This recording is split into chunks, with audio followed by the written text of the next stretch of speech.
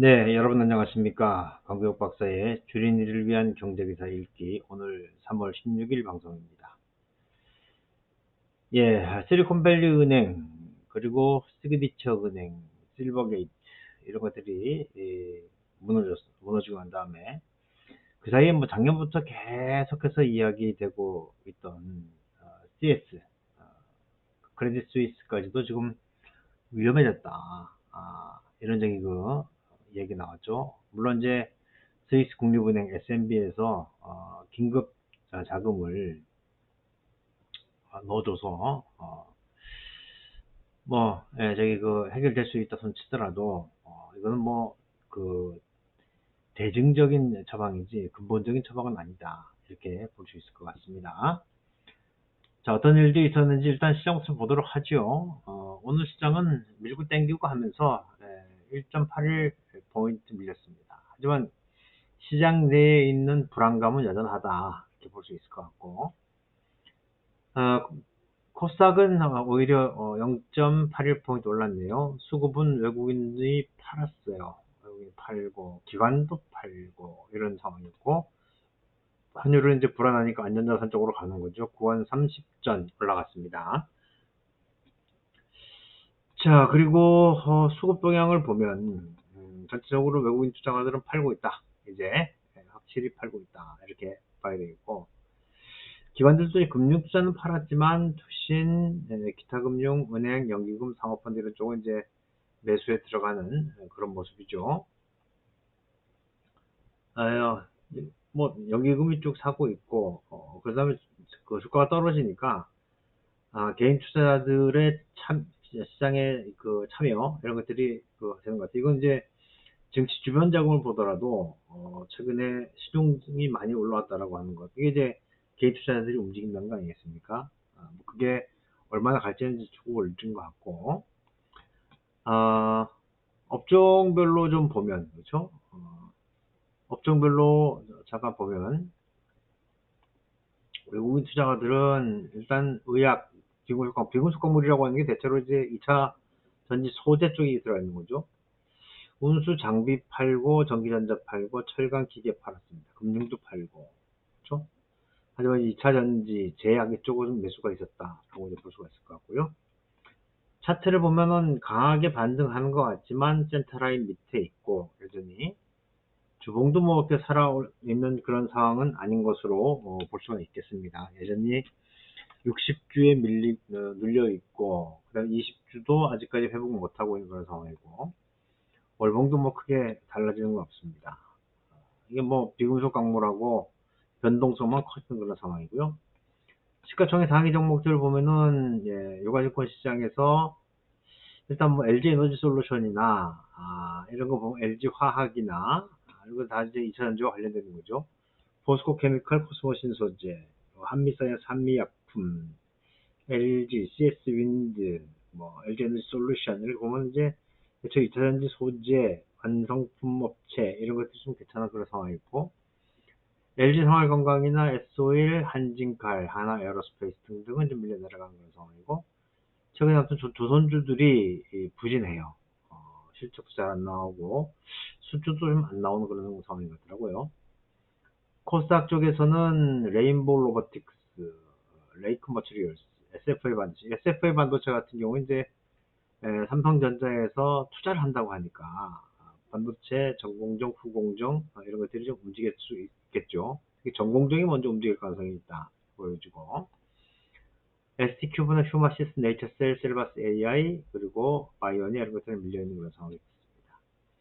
테마를 보면 뭐 반도체 후공정, 반도체 시스템 반도체, 후공정 장비, 반도체 전공정, 소재, 장비 이런 것들 뭐 반도체들이 올라가는데 이건 자본이 삼성전자의 투자 소식이 영향을 준 것으로 볼 수가 있겠다 생각이 됩니다. 해외 변수들 국제유가는 떨어지죠. 아무래도 경기 침체가 불가피한 그런 상황이기 때문에 밀려 내려가는 것을 볼 수가 있겠고, 달러 인덱스는 일단 미국 쪽에서는 좀 뭐라고 할까요? 실리콘밸리 은행이 좀 주춤하니까 반등한 것을 보여주고, 금값이야 뭐 불안하니까 계속 올라가는 모습이고요. 환율 올라갔습니다. 국내 금리들은 오늘 올랐어요.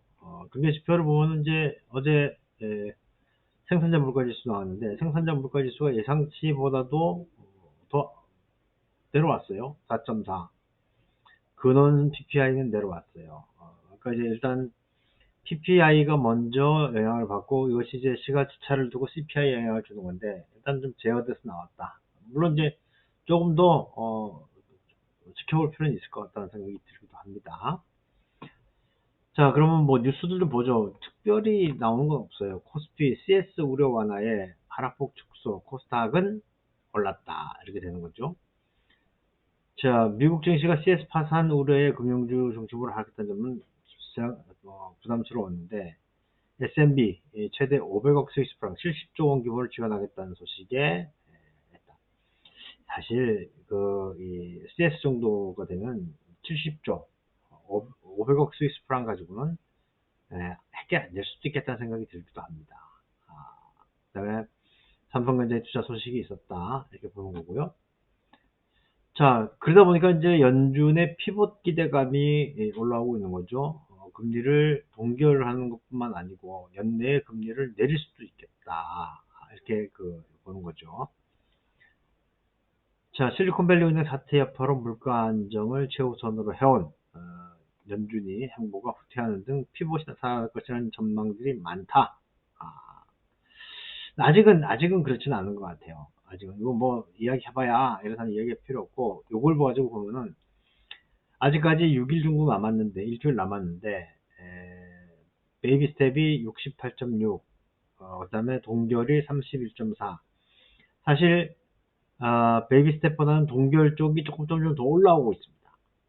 그래서 제가 볼 때는 다음 주 정도 되면 이제 뭐 CS만 문제겠습니까? 그보다도 헐렁한 은행들이 많으니까 아마 조금 더 동결적인 무게가 실리지 않겠는가. 그렇게 되면 이제 물가는 잡지 못하는 것이고 이건 서민들한테 굉장히 큰 고통이 올 수도 있겠다 생각이 듭니다.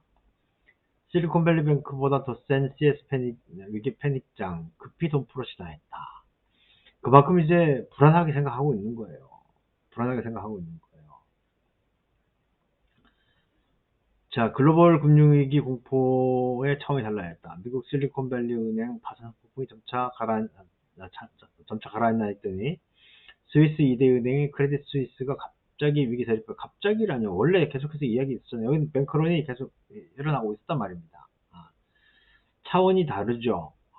실리콘밸리 은행의 규모와 CS의 규모는 차원을 달리합니다. 이거는 아마 전 세계의 10손가락 안에 꼽히는 그런 규모의 회사예요.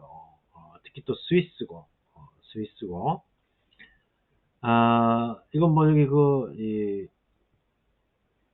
말이 안 되는 전투입니다. 보죠.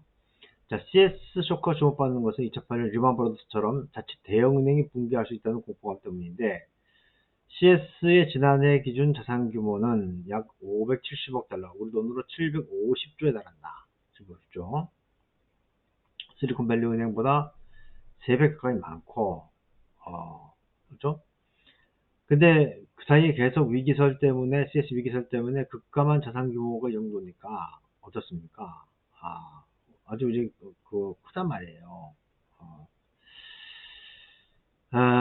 그래서 이게 아마 이거 무너지게 되면은 좀 파장이 좀 커지지 않겠나 싶은데, 금융이라고 하는 것은 이렇게, 위기가 나오게 되면, 위기설이 돌게 되면은 그냥 완전히 얼어붙습니다. 그게 이제 지금까지 돈에 가지고 있는 속성이었단 말이에요. 그래서 모닝스타에서는 크레딧 스위스가 자본 조달 실패하게 되면 해체가 불가피하다. 지금 돈을 이 구제금융 받아가지고 해봐야 불안한 사람은 돈 다 빼가거든요. 그러니까 자기네들이 자본 조달을 해야 되는데 문제는 뭐냐면 조달 비용이 너무 높다. 왜냐면 최근에 어려웠잖아요. 어려우니까 누가 돈 빌려주려 하겠습니까? 결국은 뜯어먹던지 그렇지 않으면 뭐라고 해야 되나요? 어디 인수되든지 아마 그렇게 움직이지 않겠는가 이렇게 생각이 되고 우리는 대비하고 있어야 되겠다 생각이 들고요. 그래서 이제 잇따른 은행 위기, 미국 경기 후퇴 앞당기나 문제 대출이 축소될 수 있겠다. 이렇게 은행들이 망가지게 되면 카운터 파티 리스크가 생겨요. 카운터 파티 리스크라고 하는 것은 상대방 위험이죠. 그 상대방 위험.